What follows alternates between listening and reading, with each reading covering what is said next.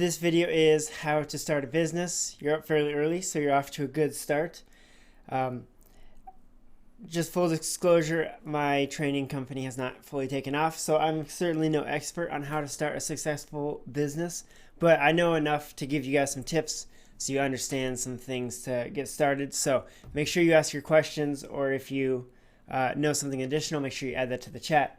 So let's jump right in. The first step, obviously, I have is to get started. And when I'm talking about getting started, this is probably one of the hardest parts to actually just begin your process. So every business is different, so obviously you're going to have to take a look at what you need. But oftentimes you need to learn some things. And part of the getting started process is making lots of mistakes, realizing that you're not as smart as you think you are.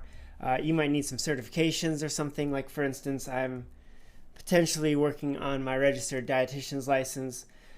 So you got to start putting in some groundwork, because it takes a long time to actually know what you need to do and get everything operating in the right direction, I guess. Especially if you're creative, if you're building something or whatever. Creativity is, well, it's a very sought after talent, I guess. One of the problems is that it's very hard to become highly successful with your creativity. So there's a few people who make it really big, right? Like artists and stuff, famous people. But there are way more artists who never made it big than the few that do. So, if you are a creative type person, start working on your craft and start putting it out there. You got to start somewhere. But a lot of times it's good to have like a secondary income stream if you're like an artist or something, because you need some kind of job that gives you flexibility, but you still need to be able to survive, right? And sometimes waiting for your big break that might not come is stressful, right? So I would just recommend having like some side income if you're trying to do something in the creative way. Just overall building your infrastructure as well. So this could be making websites, or who knows, right? But you got to get started, which is probably the hardest part of actually moving towards what you need. So breaking these down into small goals, starting to do that stuff. If you're already interested in what you're doing, then you should be already a couple steps ahead. Once you do this and you can start earning some income, once you start earning about $400 a year, that's when you need to start thinking about turning that thing into a business. So my recommendation, while you're young, who knows what you're doing. People are streaming video games, and now they're like a full, it's full employment for them. So you can do all kinds of stuff. I've seen some really cool businesses. One is that you can take a picture of whatever, send it in, and then a bunch of people will paint that picture, and then you get to choose which one you want. Just crazy businesses that are starting up. So, if you have an idea, start working towards it. The next, if you're starting to make a little bit of money, let's say $400, and you're like, hey, I can maybe, make this into a job, you need to do some market research. And I have a link below for some more market research information. A lot of times when people think of market research, they think of it being super intense, right? Lots of data, and you do want data-driven market research, but sometimes it doesn't have to be as intense as you think. And again, in that link below, there are some data sets that you can go and look at. But you want to think like, is there demand for your product, right? Is there a market for that product? So if you're in Boise, you have a pretty big market. But if you're in like a really small town with maybe, let's say you're in a town of 200 people, yoga classes, there might not be a good market size to start teaching yoga classes, right?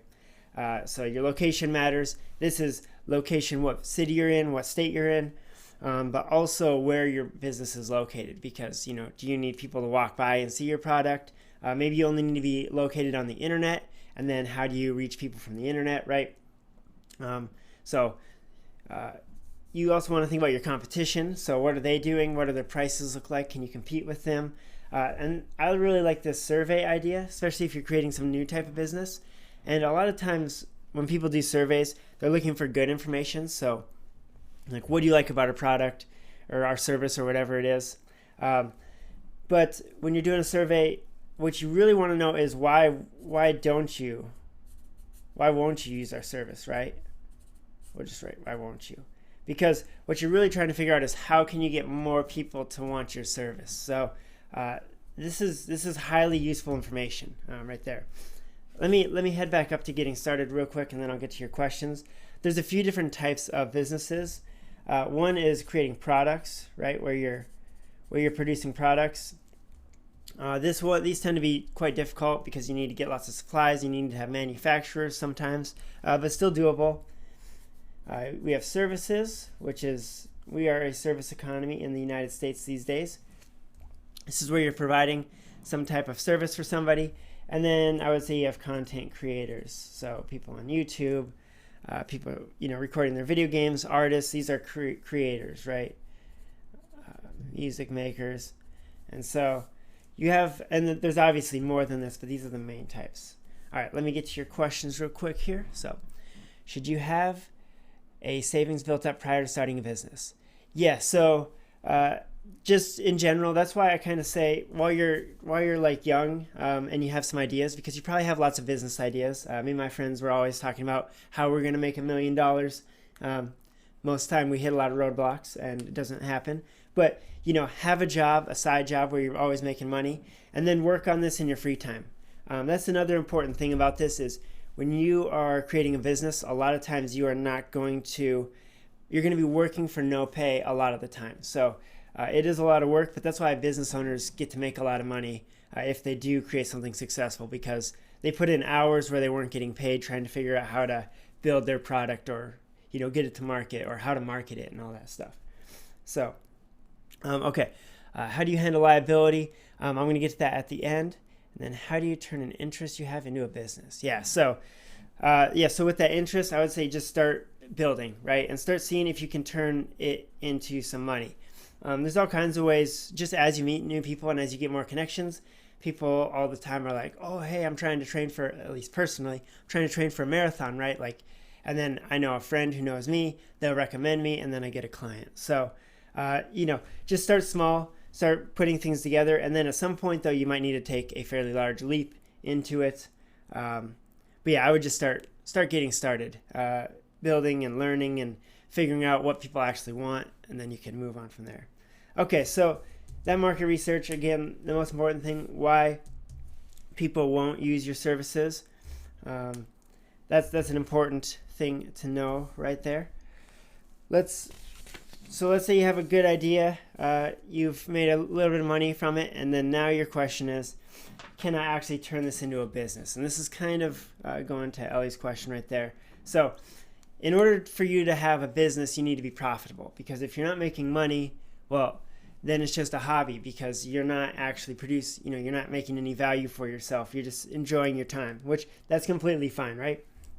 So when you're thinking about profitability, you need to think about how much is it going to start to cost to start up. So if you're buying like a web domain from like a Wix or something, that's going to be a couple $100. You might need an email with like a @ whatever. That's going to be $100, right? So you have some startup costs if you need a building or any materials you need. Your operating costs, so do you need employees, the electricity in your office? I mean, there's all kinds of things there. Supplies, what do you need to purchase, right? Let's say you're going to make phone cases, you got to figure out what type of material they're out of, how much that costs, how much it costs to create those for you, how much it costs to market everything for you. I need to add that here because, let me skip to that. Marketing is super important as well. If you don't know how to get your product to people, you could have the best product in the world and people won't even know about it. So people don't know to buy it. So this is probably pretty underrated for most people.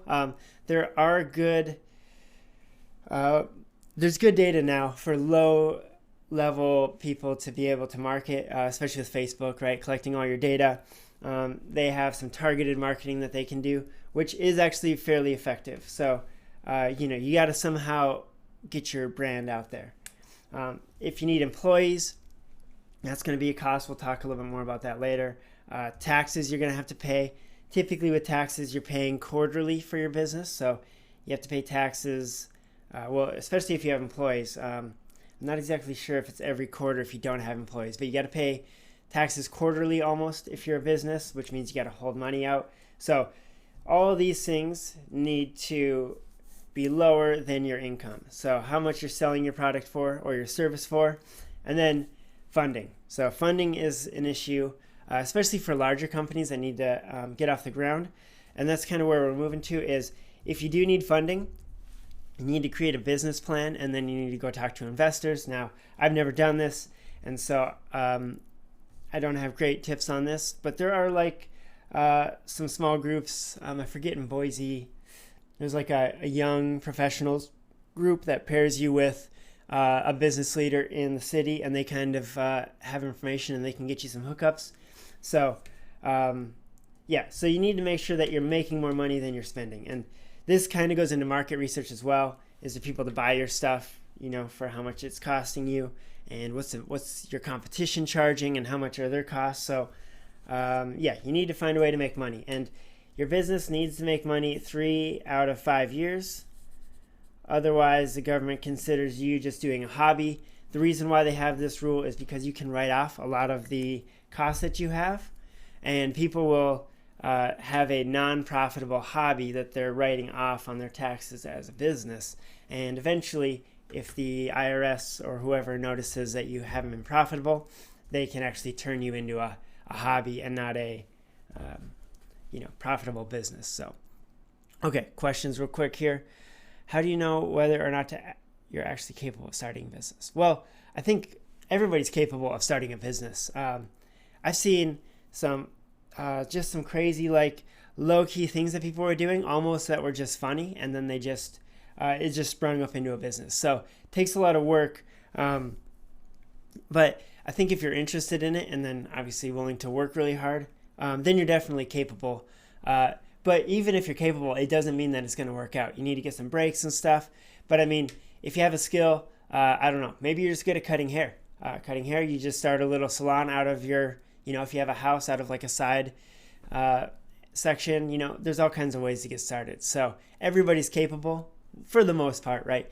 Maybe not everybody, but most people are able to start some type of business. So should you go to the bank for funding? Yep, good question. So it's kind of hard as a sole proprietor, which is one of your business structures, to get a business loan. At least when I went in to go get one, or to talk about getting one, they were telling me that I need 2 years of profitability before they're willing to give me a loan. But I can get personal loans. So if you're like a sole proprietor, like what I would do is I would put my vehicle as collateral. So if I didn't pay that loan back, the bank gets my vehicle. I don't need the funding right now, but it can be difficult to get funding sometimes. So sometimes people go to family for funding. I don't always know if that's a good idea, because if you've ever watched Shark Tank, lots of people go to their families and they lose all their money. Trying to find it. But that's why I like to have a side company as well, or a side job as well, where it's not all on you, right? You have a source of income. Depends how you're scaling up. Sometimes you need big funding. That's where like an investor comes in. And that's kind of the role of investors. A lot of people hate on investors because they have tons of money. But what an investor does is he goes around and looks for people with really good ideas. And then he says, hey, your idea is really good. I'm going to take 50% of it, but I'm going to give you, $1 million to get started, or whatever it is, right? The better the idea, obviously, the more money you make. And with your idea, it has to be at the right time too. The dude who started Oracle, which is kind of like all the data structure behind a lot of data and analysis between businesses, he was battling with Microsoft and all those guys back in the day. And his current idea, I forget exactly what he was working on, like a small computer, the world wasn't ready for it. So he had a great idea, but they just weren't ready for it. His idea was too soon to market. So, okay.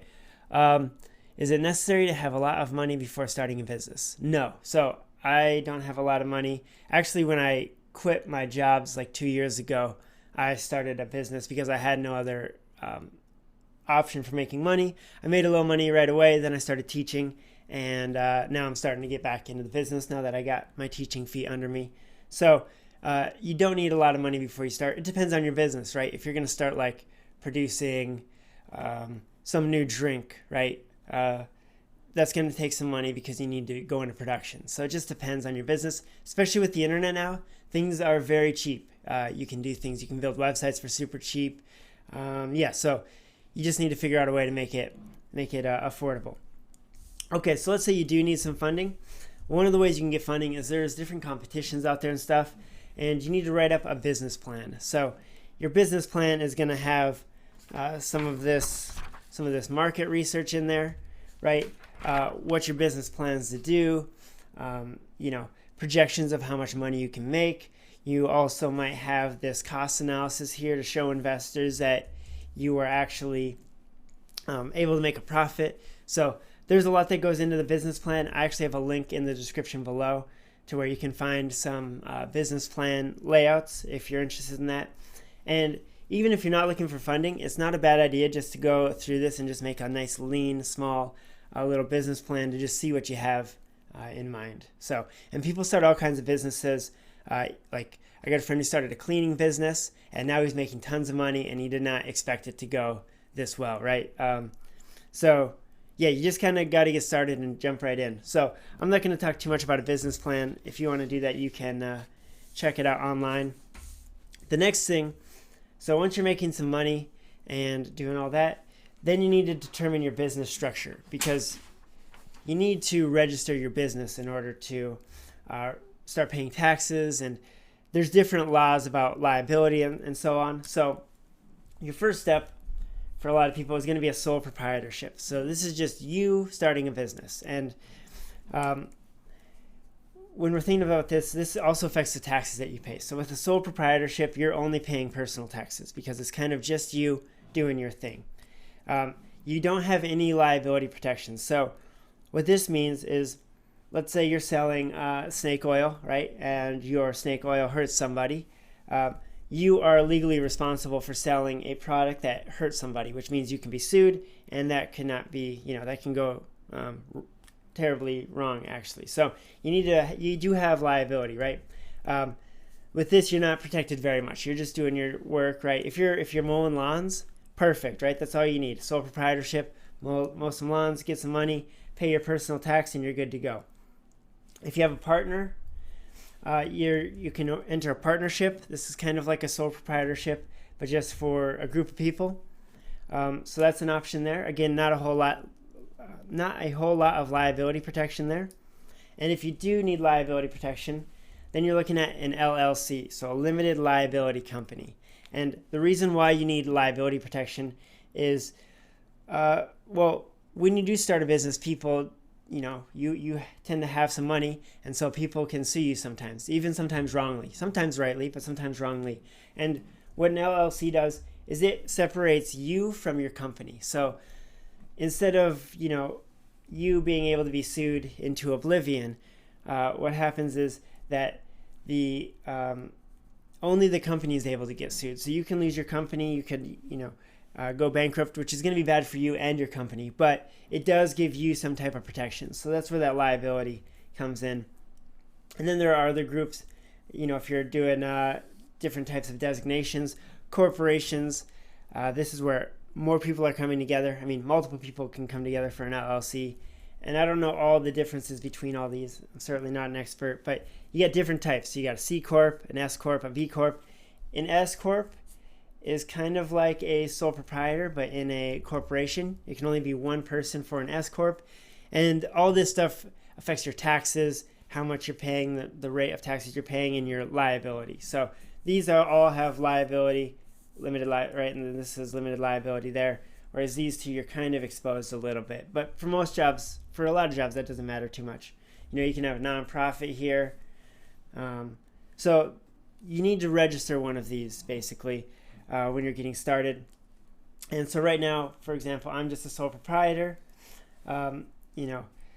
Every state's going to be a little bit different about what you need to do, and I'm kind of learning about this stuff, so I'm not a huge expert. Eventually, I'll probably have to move to an LLC if my business starts to grow a little bit, just because then you do want some liability protection there. So that, they can't take your house from you if you get sued or something. So, and then once you get all that done, there's still another step kind of, And you're going to be, when you're creating your business structure, you're also registering your business. And so you need to think of a name. And your name is super important because you want things to be consistent. So you don't want to be changing your name 2 years into your business. I mean, it does happen. Sometimes it needs to happen. But with your name, especially today, you need like a website. So when you're thinking about that, what's your www.whatever.com, right? Obviously, your business structure, like we just talked about, which one are you going to choose? Along with this, you get an EIN number. This is kind of like a social security number for your business, how you can pay taxes and pay your employees and so on. So, and you can go into, state offices. Sometimes you need to register federally as well. For instance, trademarks, if you want your name trademarked, that goes through the federal government, I believe, where you're kind of solidifying your name and your logo so that nobody else can steal it. You have patents out there. A patent is, let's say you have a really good idea. You don't want people to steal it because it's your idea first.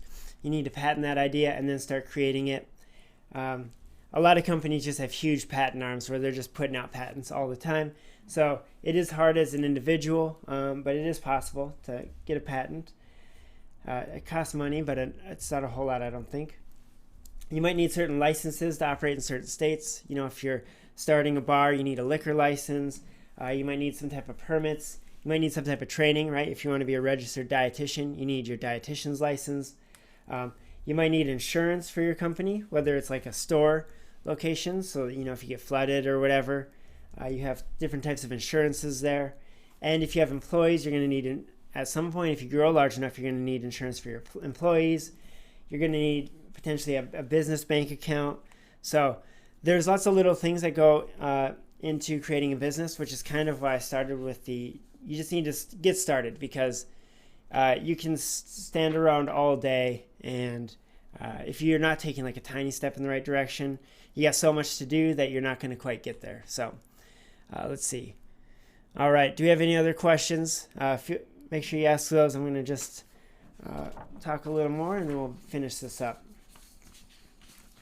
But yeah, so I just recommend for anybody starting a business or interested, just start making a little money on the side, start learning, building your craft, creating that website, putting all the work in. And again, you're going to have to work for free a lot of times. If anything goes wrong as the business owner, you're probably the one fixing it and making sure it's good. So get started, do some research, make sure you can make some money at what you're trying to do. And if not, that's cool. Just keep it a hobby. It might turn into a business later on. Try and see if you can make it profitable. See if you can get that money. If you need funding, get a business plan, and then determine what type of business you need to be in. There's all kinds of resources online if you want more information on this. I got a link below that'll tell you more about this. And then all this registering and licensing is kind of a hassle, but if you take it one step at a time, it's not terrible. So, all right. Well, thanks for watching. I don't see any more questions, so I'm going to sign out, and have a good day.